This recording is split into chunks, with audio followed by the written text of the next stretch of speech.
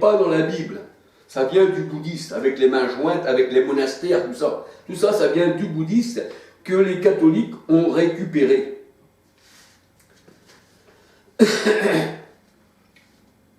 Et l'ascension de Marie n'existe pas dans la parole de Dieu, ni reine du ciel. Les catholiques, en fait,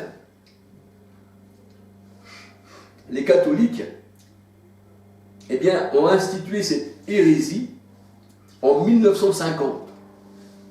C'est-à-dire, avant 1950, on ne parlait pas de Marie, mettons, l'assomption de Marie au ciel.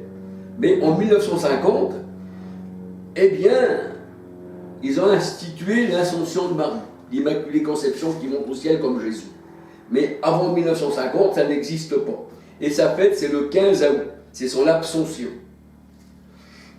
Et ceci a été institué par le pape Pie XII en 1950. Mais avant, ça n'existait pas. C'est ça les rajouts. Pour ça que le Seigneur dit, tu ne rajouteras pas à ma parole et tu n'ôteras pas ma parole. C'est ça les rajouts.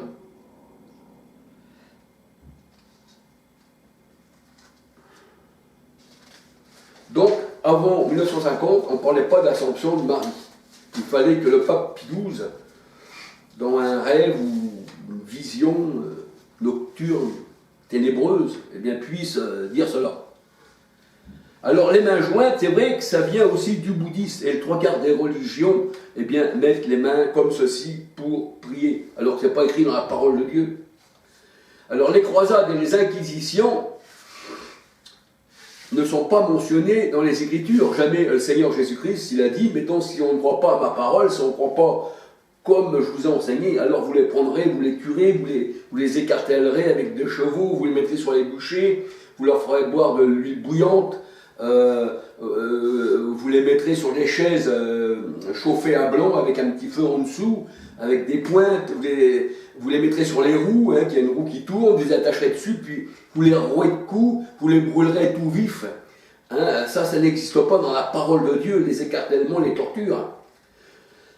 Et jamais il est dit dans la parole de Dieu que l'on doit pratiquer la pédophilie et puis aussi l'homosexualité, c'est une abomination à l'Éternel. Le Seigneur a dit que les homosexuels ni les efféminés ne seront admis dans le royaume de Dieu. 1 Corinthiens 6, versets 9, 10, 11. La parole de Dieu, elle dit, seuls ceux qui sont lavés, parce qu'auparavant, il y en a qui étaient homosexuels, il y en a qui étaient efféminés, eh bien le Seigneur, il était venu pour ces malades. Parce que tant qu'on n'est pas au Seigneur, eh bien, c'est comme si on était des malades. Le Seigneur dit, je suis venu pour les malades. Je suis venu les laver. Et là, eh bien, le Seigneur, il est venu justement pour laver tous ceux qui étaient homosexuels, tous ceux qui étaient efféminés. Et là, on peut rentrer parce que le Seigneur nous a lavés par l'eau de la parole. Alléluia.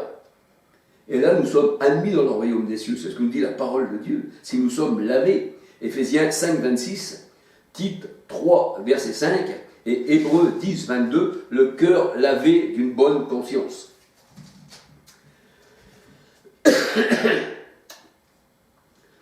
Et en 1209, à Béziers, il y avait là des abligeois et des catholiques.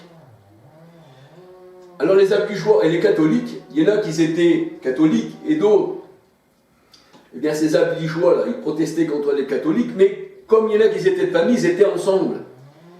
Et là, en 1209, un légat du pape, Arnaud Amaury, arrive à Béziers pour martyriser les abligeois dans le lit du Seigneur. Excellence, prince, c'est comme ça qu'il faut les appeler, hein. C'est ça, c'est Saint-Père, mon père. Hein. Enfin, ils ont des noms à pu en finir. Et le Seigneur a dit, quand vous ne m'appelez pas ni maître, c'est ça qu'il dit le Seigneur. Hein. Le Seigneur a dit, vous êtes tous égaux. Mais là, ces gens-là, ils seront passés au-dessus des autres. Alors là, on vient dire au légat du pape Arnaud Amaury, voici, il y a parmi les abligeois là, que l'on doit brûler, qu'on doit écarteler, il y a aussi des catholiques comme nous. Ah oui, parce que les familles catholiques et protestantes qui restaient ensemble, c'était quand même de la famille, bien que leur religion était différente, ils ne voulaient pas se lâcher. Eh bien, il dit, tuez-les tous, Dieu reconnaîtra les siens. Tuez-les tous, Dieu reconnaîtra les siens. Mais ce n'est pas la parole du Seigneur, ça. Seigneur dit que ta douceur soit connue de tous.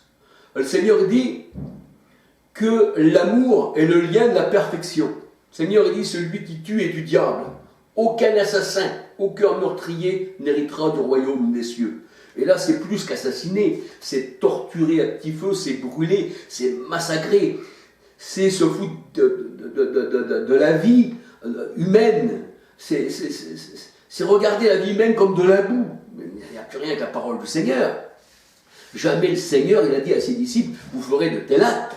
Au contraire, la parole de Dieu a dit que les disciples sont morts et n'ont pas ouvert la bouche. Même Christ, il est mort comme une brebis muette devant ceux qui l'ont entendu. Le Seigneur, il dit qu'il n'a pas résisté, il est monté à la croix sans ouvrir la bouche.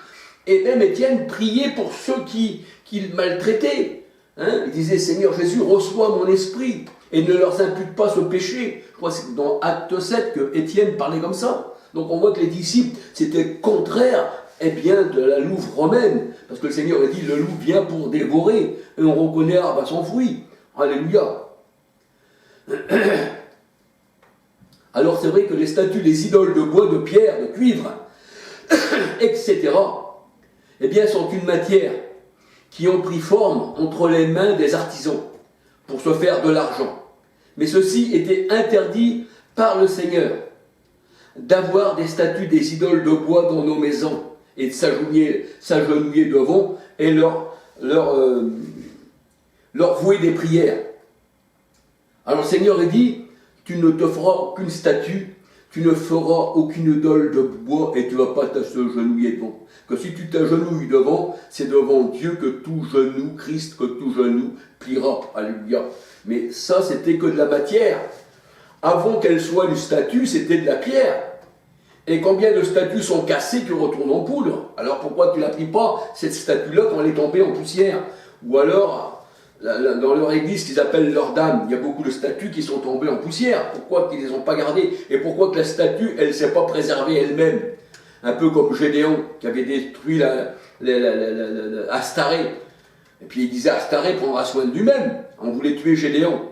Mais qu'est-ce qu'il disait? Astaré prendra soin de lui-même. S'il est Dieu, il va se protéger lui-même. Mais le Seigneur a dit, ces statues ne peuvent vous faire aucun bien ni aucun mal. En elles, il n'y a qu'un souffle. Il n'y a aucun souffle. Ça a été fait par les mains de l'homme selon son imagination. Et maintenant, il s'agenouille devant ce que ses mains ont fait, dit le Seigneur. Alors ne faites aucune statue, ni aucune idole de bois, de pierre, de plomb, de tout ce que vous voulez. Lévitique 26, verset 1, Exode 20, verset 4, 6, Exode 20, verset 4, 6, Deutéronome 16, 22. Deutéronome 16, 22. Et le Seigneur a dit, ceux qui fabriquent des idoles leur ressemblent. Parce qu'une idole, c'est une statue qui n'a pas de vie. Elle a des yeux, elle ne voit pas, une oreille qui n'entend pas, une bouche qui ne parle pas. Et pourtant, toi, tu lui parles, mais ça ne peut pas y rentrer. Elle ne pourra pas te répondre, la statue. Et le Seigneur dit, toi, tu es pareil, tu es comme une idole. Tu ne rentres pas en toi-même pour dire, ce n'est qu'un bout de bois, mais pourquoi que je parle? Mais dans les asiles psychiatriques, il y a encore des plus fous des moins fous que ceux qui sont dehors. Alors, ceux qui fabriquent les idoles, la parole de Dieu nous dit, leur ressemblent. Psaume 115, versets 4 à 8. Psaume 115, versets 4 à 8. Et Matthieu 13, versets 13 à 15. Ben oui, elles n'ont pas de souffle, c'est-à-dire elles n'ont pas l'esprit. L'idole ne voit pas, n'écoute pas. Elle n'a pas de souffle. Elle a été faite par l'imagination d'un homme. Et on voit d'ailleurs dans les trucs catholiques, des fois ils peignent des tableaux, des trucs comme ci, comme ça, comme ça. Voilà. Ils mettent un genou devant les têtes de mort, tout ça c'est contre Dieu. Un mort plaidera-t-il en faveur d'un vivant, la parole de Dieu nous dit. Ben non. Alors la parole de Dieu elle dit, l'homme va dans la forêt, il se choisit un arbre qui lui plaît. Il le traîne avec peine jusqu'à chez lui et il le taille. Il en prend la moitié, il coupe en deux, et il fait cuire ses aliments avec. Et il voit la flamme. C'est-à-dire que ça prend feu. Si c'était Dieu, il n'y aurait plus de flamme. Et avec l'autre moitié, il fait une figure d'homme ou de femme, et il prie, et il se prosterne, et lui dit, tu es mon Dieu. Et le Seigneur a dit, ne vois-tu pas que c'est le mensonge que tu as dans tes mains? Ésaïe 44, versets 9 à 20. Jamais la parole de Dieu nous parle d'allumer une bougie à un chierge à Lourdes. ville dédiée à Marie, par la vision de Bernadette Soubirous. Et un jour, j'ai rencontré un curé à Lourdes. Alors je voyais des toutes petites bougies et des grosses bougies. Alors je disais au curé, mais pourquoi des petites et des grosses bougies?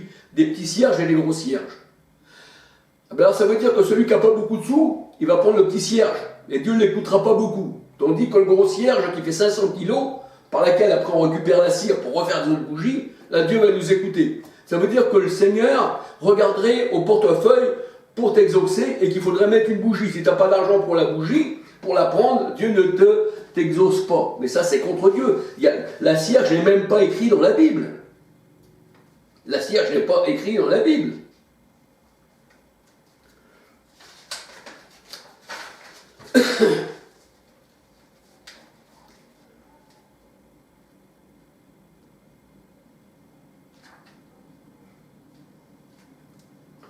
Et l'eau bénite dans la Bible n'existe pas. La seule eau bénite, c'est la parole de Dieu, c'est l'Esprit de Dieu, qui est considéré comme l'eau qui nous lave. Jean 7, versets 37 à 39. Le Seigneur Jésus disait, venez à moi, vous tous qui avez soif, je vous donnerai une eau qui jaillira en vous jusqu'à dans la vie éternelle. Et il parlait de l'Esprit que devaient recevoir ceux qui croiraient en lui. L'eau, c'est l'Esprit. Quand tu es abreuvé, eh bien, de l'eau, tu es abreuvé d'un seul esprit. 1 Corinthiens 12, 13. Mais l'eau bénite dans la Bible n'existe pas. La seule eau, c'est Christ. C'est l'eau de la parole. Il est la parole. Jean 1, 14. Christ est la parole incarnée. Jean 1, 14. Éphésiens 5, 26. Lavé par l'eau de la parole. Alléluia. Et nous sommes tous abreuvés d'un seul esprit. 1 Corinthiens 12, 13. Car Dieu est la source. C'est lui qui me lave. Jérémie le 13. Et l'Éternel n'est pas trois dieux, mais un seul Dieu. Jacques 2, 19. Tu crois qu'il n'y a qu'un seul Dieu? Tu fais bien. Jacques 2, 19. Écoute, ô Israël, notre Dieu est le seul éternel. Deutéronome 6, 4. Et Dieu est esprit, la Bible dit, Jean 4, 23, 24. Et la Bible dit que nous sommes tous abreuvés par un seul esprit. 1 Corinthiens 12, 13. Donc il n'y a pas de trinité d'esprit, il n'y a qu'un seul Dieu. Or le Seigneur, c'est l'esprit. 2 Corinthiens 3, 17. Comme on dit Seigneur, ce n'est pas la chair, mais c'est l'esprit. Un seul Dieu, en tous, parmi tous et autour de tous. Éphésiens 4, 6. Et la parole de Dieu nous dit qu'il faut l'adorer en esprit et en vérité. Alors c'est vrai qu'il y a encore beaucoup de choses à dire sur cette louve romaine qui se déguise en brebis pour manger les brebis. Si du moins les brebis sont brebis et non des boucs. Matthieu 25, versets 33 à 41. Matthieu 7, 15. Acte 20, 29. Alors il est vrai que Satan, l'adversaire de Christ, se déguise en ange de lumière. 2 Corinthiens 11, versets 13, 14. En faux prophète, en faux apôtre, qui n'a pas l'esprit. Jude, verset 19. Et le Seigneur disait à ses disciples, ne vous éloignez pas de Jérusalem, c'est là que vous aurez le Saint-Esprit. Le Saint-Esprit viendra sur vous à Jérusalem. Ça voulait dire que le salut vient des Juifs pour le Seigneur. Parce que l'Esprit on le reçoit partout maintenant, c'est vrai. Mais ça nous montre par là que c'est toujours vers les Juifs que le Saint-Esprit arrive. Jean 4, 22, Acte 1, verset 4, 8, Acte 1, verset 4, 8, Acte 2, verset 1 à 21. Et je peux dire que le Christ n'a jamais été habillé comme le pape, parce que le pape, il est habillé comme un Égyptien, avec sa tête, avec sa coiffe qu'il a au-dessus, qui est un poisson, c'est un poisson, une gueule de poisson.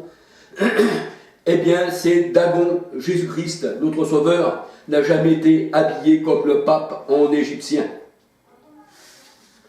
Et les religions protestantes et ceux qui se disent chrétiennes, eh bien, sortent du catholicisme pour la plupart. Voilà. Alors je ne veux pas aller plus loin parce que j'aurai tant de choses à dire. Je vais vous montrer les photos.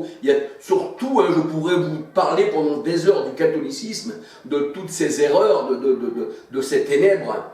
Mais je pense que je vais m'arrêter là. Mais ce n'est pas pour frusquer kabyle catholique, non, c'est plutôt, peut-être que mon langage paraît dur, mais non, parce que le Seigneur, il sait que j'ai pas de haine, c'est plutôt pour un partage, je dirais même que le Seigneur te bénisse, et que tu sois comme Paul, si tu es un élu, tu sortiras de tout ça. Moi, j'appartiens pas au catholicisme, je n'appartiens pas aux religions, le Seigneur, il n'a pas dit, voici, vous viendrez, vous choisirez une religion parmi vous, et si c'est la bonne, alors vous serez sauvés, si vous tombez sur la mauvaise, tant pis pour vous. Mais quand c'est Jésus qui te choisit avant que tu sois né, on ne peut pas se tromper. C'est ce que je dis. Alors, toutes ces religions-là, eh bien, moi, j'en fais pas partie. Le Seigneur ne m'a pas appelé pour que je sois dans une religion, mais il m'a plutôt appelé pour que je sorte du monde. C'est pour ça qu'il dit, vous n'êtes pas du monde, mais eux, ils sont du monde. Et ils parlent comme étant du monde. Et la parole de Dieu nous dit que Christ nous a fait asseoir dans les lieux célestes. Seigneur, il dit, vous êtes d'en haut, eux, ils sont d'en bas. C'est pour ça qu'ils parlent comme étant de la terre. Et leur parole sort de la terre comme un spectre étouffé. Alléluia. Eh bien voilà, alors si ça te dit de pouvoir, si ça te dit de me répondre, eh bien c'est avec plaisir, alléluia. Et puis j'ai fait aussi cette caméra-là pour, eh bien, pour partager la parole, alléluia. Alors, sur mes commentaires, tu peux me laisser, eh bien, soit ton téléphone, où on puisse se contacter, ou refaire d'autres vidéos, c'est comme tu veux, ou si tu trouves que c'est trop offusquant pour toi, que voilà, hein, ben, que tu ne veux pas, ben, libre à toi, que le Seigneur, ben, c'est lui qui doit, comme la parole de Dieu, elle dit que c'est Dieu qui forme le cœur à tous, alléluia, comme il avait endurci le cœur de Pharaon, hein, dans Exode 4, verset 3, et que le Seigneur a dit que c'est moi qui regarde le cœur. Alors, si tu es du Seigneur, tu sortiras de ta religion, tu auras pour ennemi après les gens de ta propre maison avant, hein, qui étaient avant, mais aussi tes frères et sœurs, s'ils sont catholiques, mais tu auras gagné la vie éternelle. Alléluia. Et bien que le Seigneur vous garde, et que tous ceux qui regardent cette vidéo soient aussi bénis du Seigneur. Alléluia. J'espère que je me suis bien exprimé de la part du Seigneur. Alléluia. Soyez tous bénis. Alléluia. Que le Seigneur vous garde.